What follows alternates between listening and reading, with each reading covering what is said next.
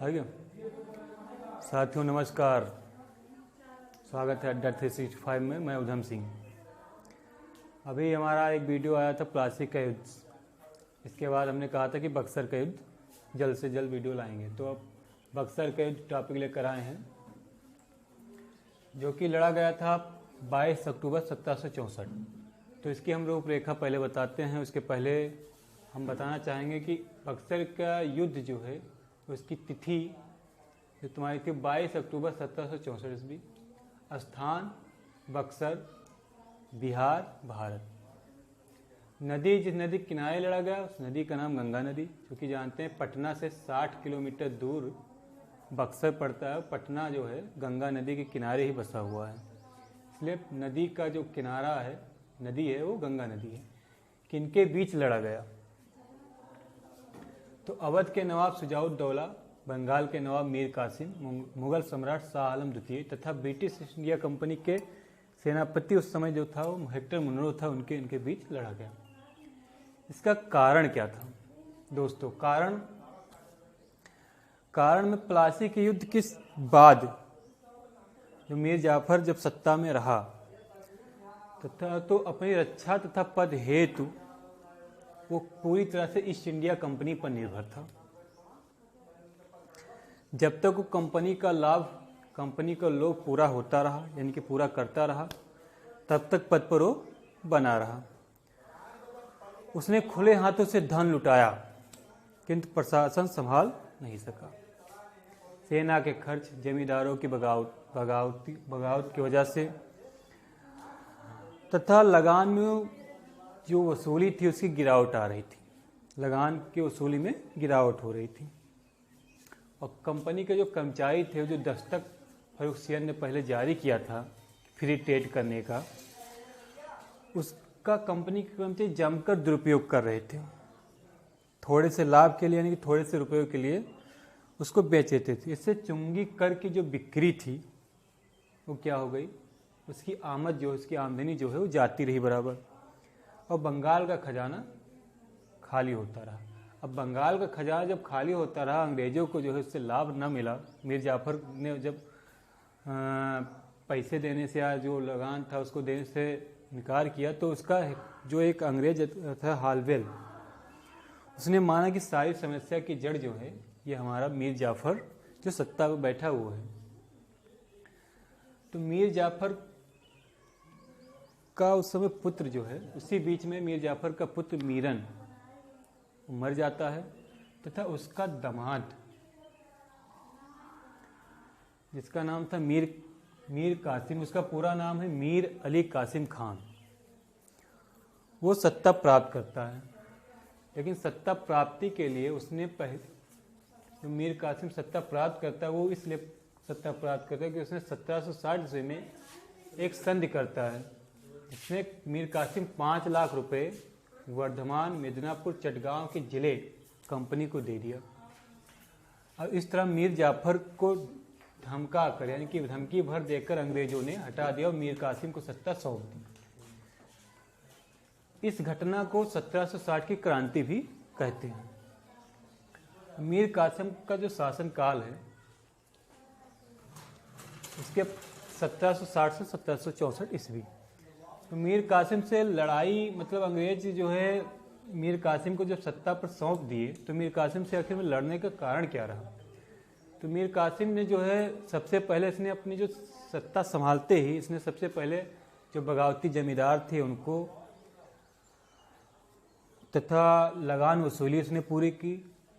Company का जो वसूली जो होती थी कंपनी को पूरा किया, तथा इसने अपनी राजधानी जो है कंपनी के अधिकार क्षेत्र से बचने के लिए, मतलब कंपनी से बचने के लिए अपनी राजधानी जो है मुर्शिदाबाद से मुंगेरपुर, जिसको मुदक्कलपुर पहले कहा जाता था, मुर्शिदाबाद से मुंगेरपुर ले गया।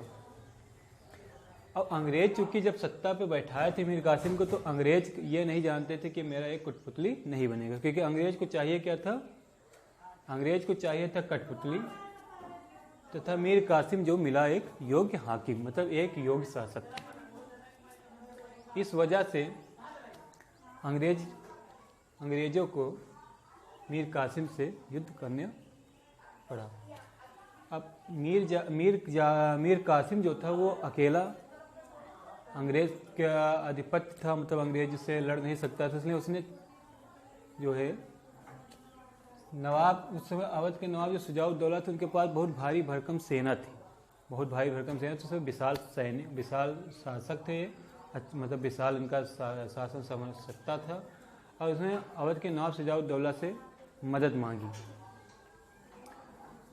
तो अवध के नवाब शुजाउद्दौला, फिर शुजाउद्दौला की जो मित्रता थी शाह आलम द्वितीय के साथ भी थी। तो शाह आलम द्वितीय और मीर कासिम तीनों साथ मिलकर अंग्रेजों का सामना करने के लिए चले।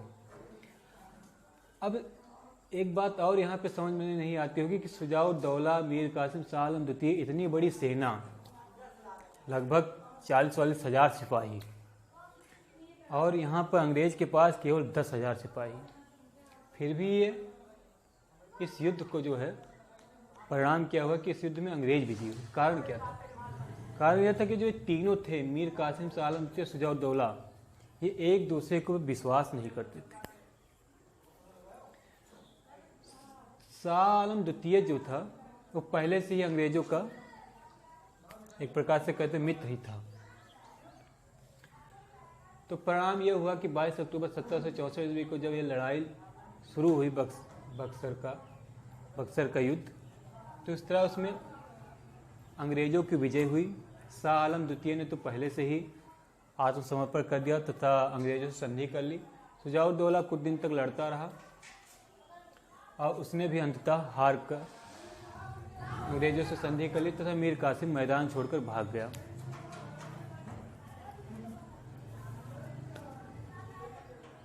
इस युद्ध को जीतने के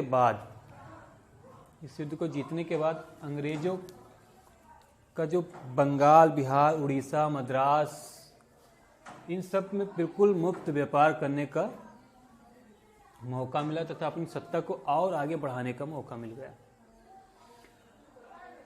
और ये युद्ध जो इस युद्ध की समाप्ति इलाहाबाद की 2 संधि के साथ हुई। इस संधि के साथ हुई प्रथम संधि 12 अगस्त 1765 ईस्वी और द्वितीय संधि 16 अगस्त 1765 ईस्वी। बक्सर की युद्ध की समाप्ति के बाद क्लाइव ने मुगल सम्राट शाह आलम द्वितीय तथा अवध के नवाब शुजाउद्दौला के साथ इलाहाबाद की प्रथम और द्वितीय संधि की।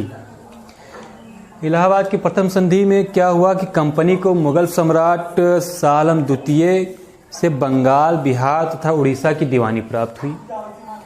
कंपनी ने अवध के नवाब से कड़ा और इलाहाबाद के जिले को मुगल सम्राट शाह आलम द्वितीय को दे दिया।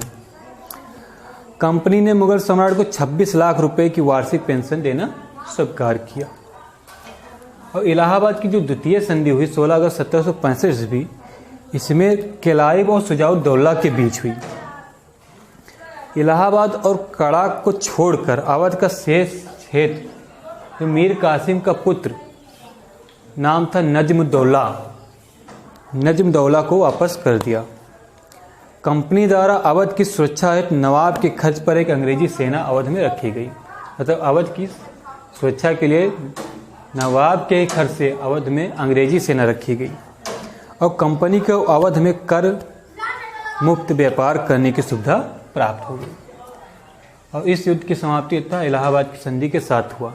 तो दोस्तों, वीडियो अच्छा लग रहा हो तो हमारा सहयोग करिएगा तथा अगला वीडियो आने वाला बहुत ज़बरदस्त वीडियो है, मराठा साम्राज्य, जिसमें शिवाजी अहमद शाह अब्दाली के साथ लड़ते हुए कैसे अब मराठा साम्राज्य आगे बढ़ता है या अंत होता है। अगला वीडियो जल्द ही। नमस्कार दोस्तों, धन्यवाद।